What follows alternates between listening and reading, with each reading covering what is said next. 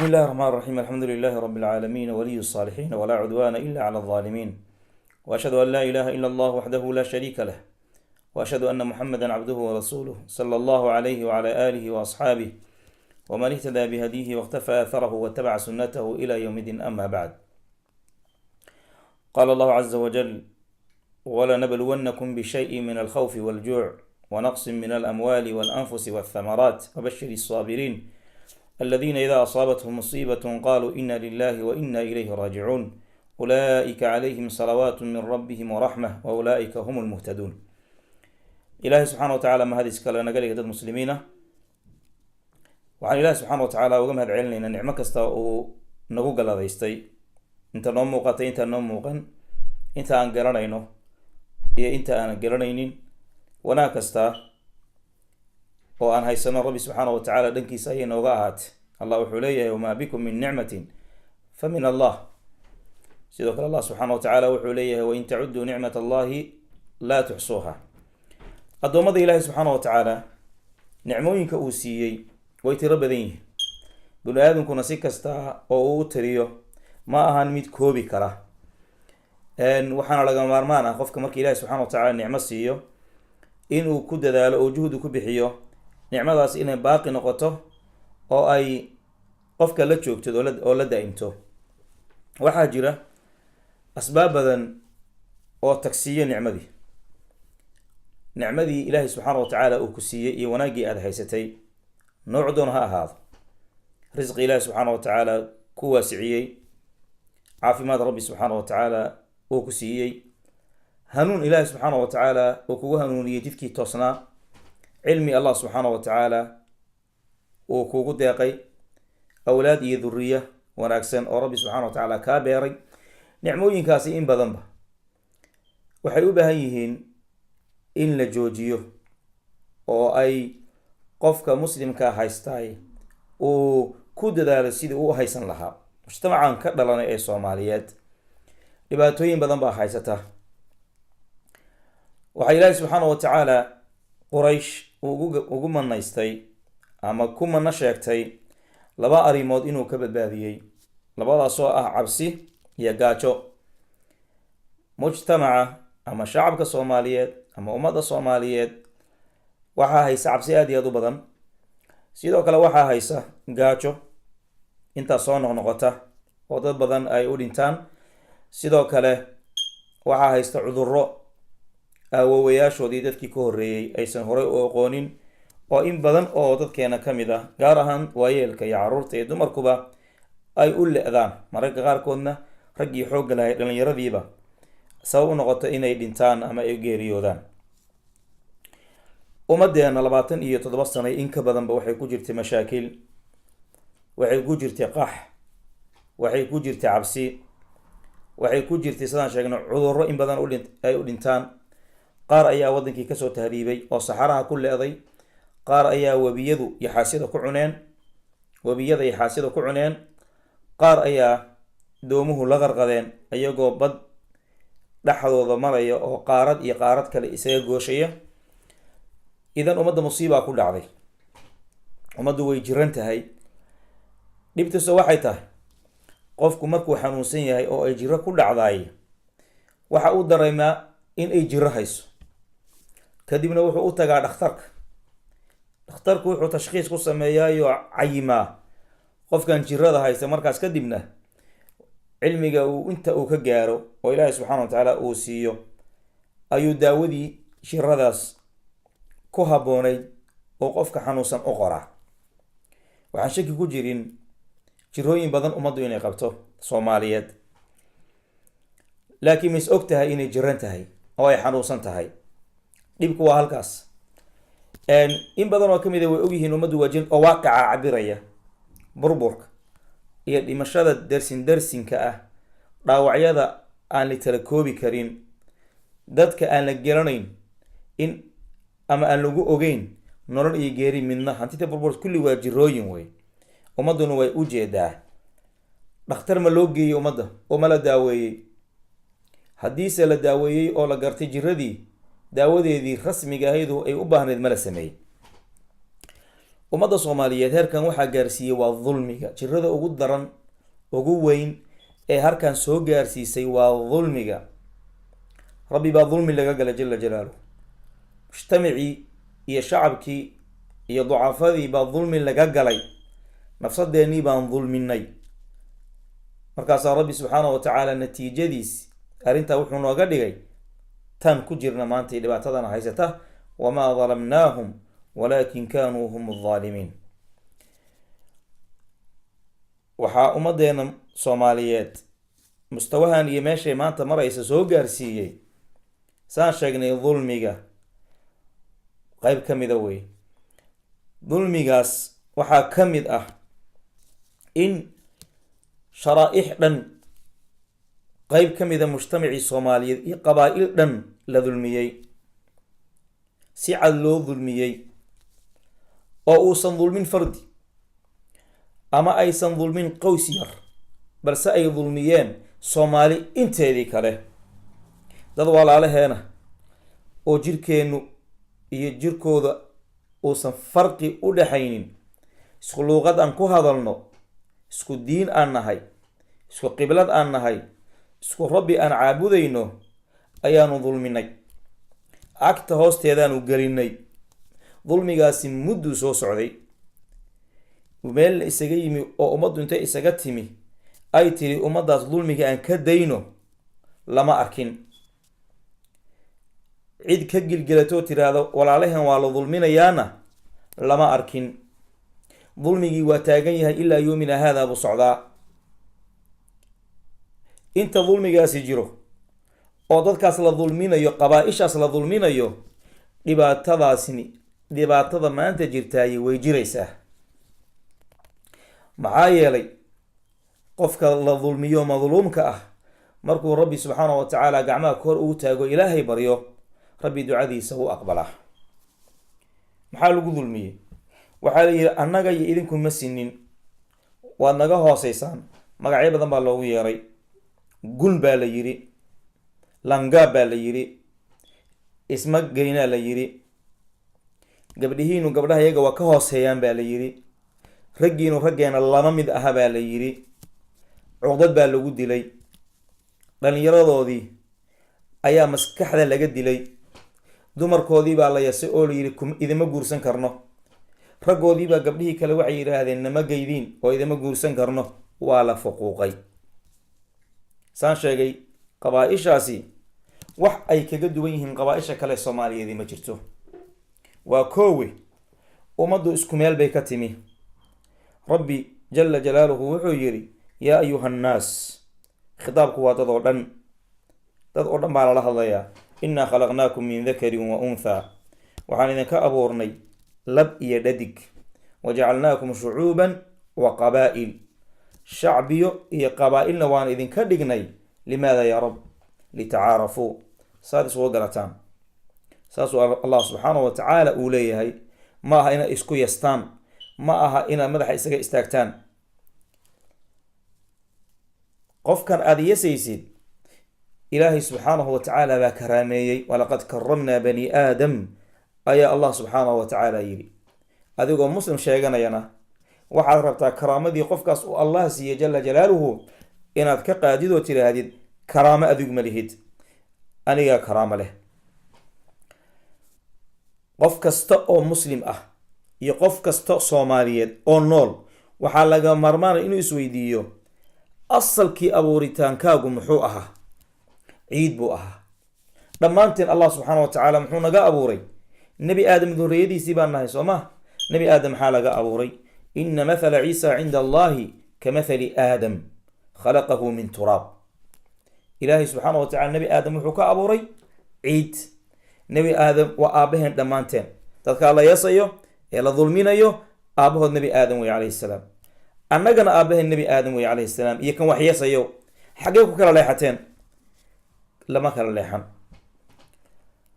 allah subxaana watacaala wuxuu noo diiday inaan is yasno. yaa ayuha aladiina aamanuu laa yaskhar qawmun min qawmin casaa an yakunuu khayra minhum. allah wuxuu leeyahay dadka iimaanka laga helayo mu'minkaa lala hadlayaa. qofka waxyeesow haddaad ku jirtid daa'irada dadka mu'miniinta haddaad ku jirtid khitaabka ilaahi subxaana wa tacaala dhegeyso.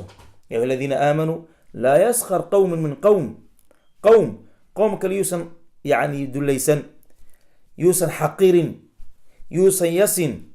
maxaa yeele waxaa laga yaabaaba inay idinka khayr badan yihiin bu allah subxaana wa tacala oranaya. munaafiqiinta sifaadkooda waxaa ka mid a in ay yasaan dadka kale. aladiina yalmizuuna almutawiciina min almu'miniina fi sadaqaati waladiina laa yajiduuna ila juhdahum bu allah subxana wa tacala leeyahy. waa sifaadkii hee munaafiqiinta. allah wuxuu leeyahy subxaanah waylun likuli humazatin lumazah. waadi naareed ayaa rabbi subxaana wa tacaala ugu goodiyey. weylku waxa weeye waadi jahanama dhexdeeda ku yaala. mid kasta oo wax yasa, mid kasta oo wax ku jeesjeesa, saasuu allah subxaana wa tacaala leeyahay. miisaanka lagu kala fiican yahay, miisaanka lagu kala muxuu ahaa gobsan yahay waa taqwada ilahi subxaana wa tacaala. ina akramakum cinda allahi atqaakum bu allah subxaana wa tacaala leeyahay. rabbi wuxuu xarimay dadka mu'miniinta in la dhibaateeyo. waladiina yu'duuna almu'miniina walmu'minaati bigayri ma ktasabuu faqad ixtamaluu buhtaanan wa ihman mubiinan ayaa allah subxaana wa tacaala yiri. mu'miniinta kuwa dhibaya, gabadhaha mu'minaadka ah iyo ragga mu'miniinta ah kuwa dhibaya, oo maxay ku dhibayaan? dembi iyagoona samaynin. waar dadkan lagu dhibayo ilaahay subxaanahu wa tacaala qabaylka uu ka dhigay ma dembi bay galeen? dembi ma gelin. maxaa lagu haystaa? qabiilkaa maxaa u noqotay?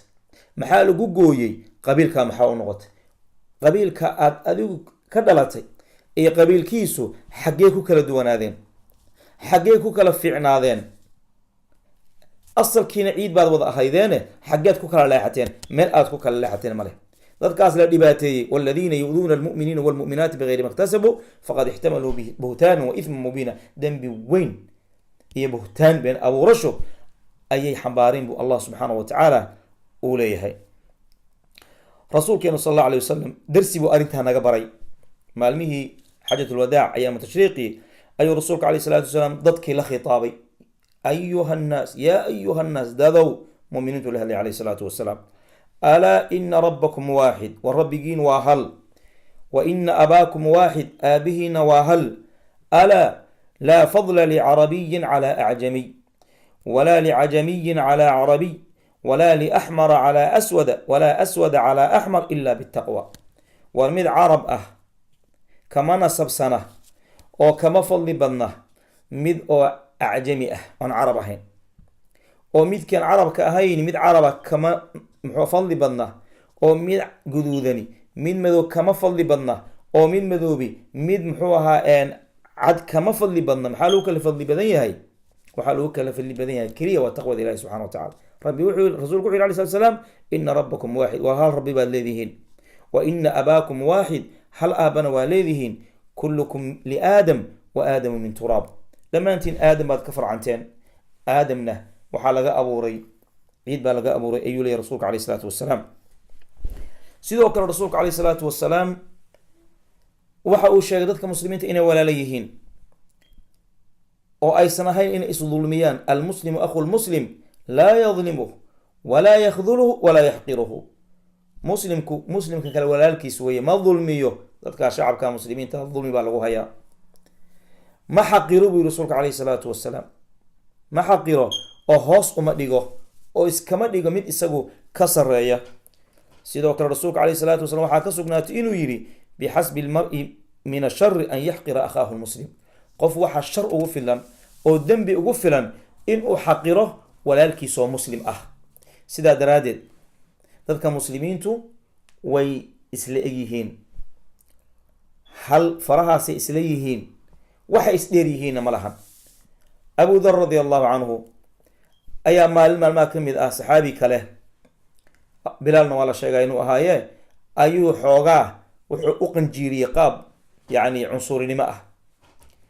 hooyadiis buu ku caayiyo madoobeyd. rasuulka arrintuu gaartay calayhi salaatu wasalaam, rasuulku waa xanaaqay. markaas ayuu abu dar wuxuu ku yidhi ma hooyadiis baad ku ceebaysay? waxaa tahay shaksi ay ku dambayso jaahiligii, dadkii jaahilada ahaa sifaadkoodii mid ka mid ah. saxaabadu ridwaanullahi calayhim waxay ogaayeen macnahaasi wuxuu xambaarsan yahay. yani qofka haddii lagu tilmaamo jaahili inuu sifo kamid a sifoodkooda xambaarsan yahay, dhimashuu ka xigay. markaasuu isla markiiba ka ooyey, ka muraaro dilaacay, kana toobad keenay. saxaabigii uu caayeyna isla markiiba wuxuu ka dalbay inuu ka cafiyo. caaisha radi allahu canha ayaa maalin maalmaha kamid a kelimad aan munaasab ahayn waxay ka sheegtay saxaabiyadii lmuminiin safiya. hadal un bay tiri. safiya waxaa kaaga filan sidaas inay tahay. markaasaa rasuulku wuxuu yihi calayhi salaatu wasalaam, waxaa ti laqad qulti kalima low musijat bimaai lbaxri lamasajathu. waxaad ku dhawaaqday oo tiri kelimad biyaha badda intaa leeg haddii lagu dhex ridi lahaa bedeli lahayd oo qurmuun ka dhigi lahayd. kelima. dadkaas muslimiinta walaalaheen ah, soomaalida ah, maxaan ku dhibna anaguna? kelima walaa kalimaat. kalimaat kelima ma ah. kalimaad badan oo aflagaada ah, oo cay ah, oo kanixin ah, oo xaqiraad ah ayaa lagu sameeyey. maalin maalmaha kamid rasuulka caleyhi salaatu wasalaam oo saxaabada la fadhiya ayaa hortiisa waxaa soo maray nin mandarkiisa iyo labiskiisu aad iyo aad u qurux badan yahay, oo aad u labisan, oo haybadii ka muuqato. markaas ayaa rasuulku wuxuu yihi alayhi salatu saxaabada la fadhiya wuxuu weydiye, wuxuu ku yihi maa taquuluuna fi hada? ninkan maxaad ka leedihiin?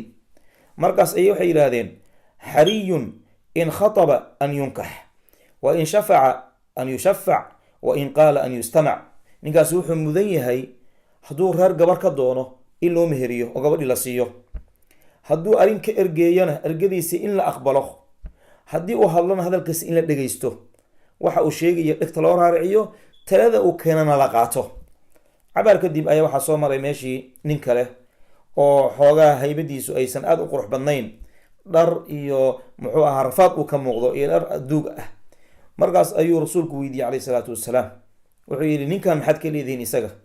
markaas ayay waxay yidhaahdeen, ninkani hadduu reer gabar ka doonana la siin maayo, haddii uu arrin ka ergeeyo shafaaco ka doonana cid uga shafeeco qaadaysa ma lahan, aqbali mayso, cid aqbalaysa shafaacadiisi iyo ergeyntiisii ma jirto, hadalkiisana iska wadaaba in la dhegaysto oo la maqlo. markaas ayaa rasuulku wuxuu yihi calayhi salaatu wasalaam, haada midkan dambe khayru min mil-i lardi mithla haada. dhulka muggiis oo kaas aada ammaanteen ah waxaa ka khayr badan kan. maxaa lagu eegay? miisaanka la saaray waxa weye ina akramakum cinda allahi atqaakum. waxaan leeyahay kusoo gabagabaynayaa mujtamacayga soomaaliyeed iyo ummaddeydana aan u sheegayaa, dhibaatadan nala daristay oo aan dhammaanaynin, cabsidan aan naga baxaynin, musiibadan nagu habsatay, burburka iyo qaxa, ummaddu ka bixi maysa guud ahaan ilaa ay ka marka hore joojiso dulmiga ay ku hayaan in ka mida walaalahood. dadka la fuquuqay in mujtamaca lagu soo celiyo oo soomaalidu ay ula dhaqanto say dhexdooda ula dhaqmaan. gabdhahooda aan laga hoos marin gabdhaha kale, maxaa yeelay gabdha soomaaliyeed wey, gabdha muslimaada weye. wiilashooda aan laga hormarin wiilasha kale. odayaashooda iyo ismadooda iyo ogaasyadoodana aan hadalka lagu xirin. ummaddu ha sinaato, walaala ha noqdaan, meel ay kaga badilan yihiin, ay kaga duwan yihiin ma jirto. xataa mandarka marar badan waxaa laga yaabaa iyagu inay ka qurux badan yihiin kan kaloo yasaya, diinna inay uga dhow yihiin baa laga yaabaa, cilmi adduuna inay wax badan iyago ka horeeyaan baa laga yaabaa. falima maxaa lagu xaqiray marka? shaytaan baa waxyooday, waxyu ibliis weeye. waxyu ibliis baa soomaali qoratay kuna dhaqmaysaa.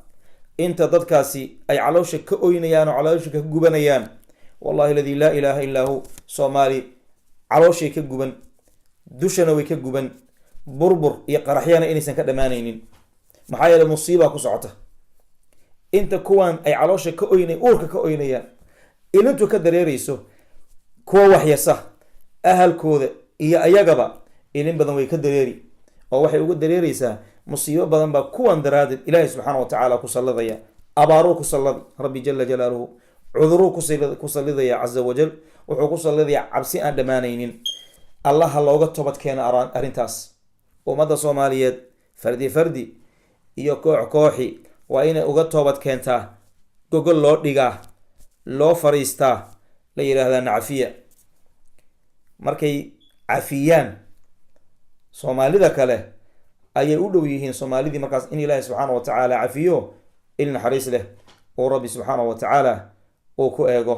waxaa leenahay ilaahi subxaana watacaala ummadda soomaaliyeed ee muslimiinta qulubtooda ha isku dumo, dadka masaakiinta ee la dulminayana rabbi subxaana watacaala dulmiga lagu haayo ha ka saaro, ayagana kuwa diintooda haysta ilahi subxana watacaala ha ka dhigo. waxaan markhaati ka nahay dhib badan inay la kulmeen, waxaan kaloo markhaati ka nahay intooda badan inay sabreen. rabbina subxaana watacaala raxiim weeye, dulmigana raalli kama aha, addoomaha dhexdiisana rabbi jala jalaaluhu wuu ka xarimay. mar uuna rabbi subxaana watacaala kurbadaas wuu ka faydi doonaa. soomaaliyay ilaahay ka baqa, walaalihiin, ehelkiina, dadkiinaas soo dhaweeya, rabbina uga tabadkeena jala jalaaluhu dulmigii sanawaadka badan ay kusoo hayeen, ilaa generationada naga horeeyay awayaasheen ay kusoo hayeen. intaa kadib inay sii socotana waa dulmigii oo sii weynaada, ciqaabta ilahina subxaana watacaala way sii weynaanaysaa. hada wsala allahu waslama wbaarak calaa nabiyina muxamed wcala aalihi wasaxbihi ajmaciin.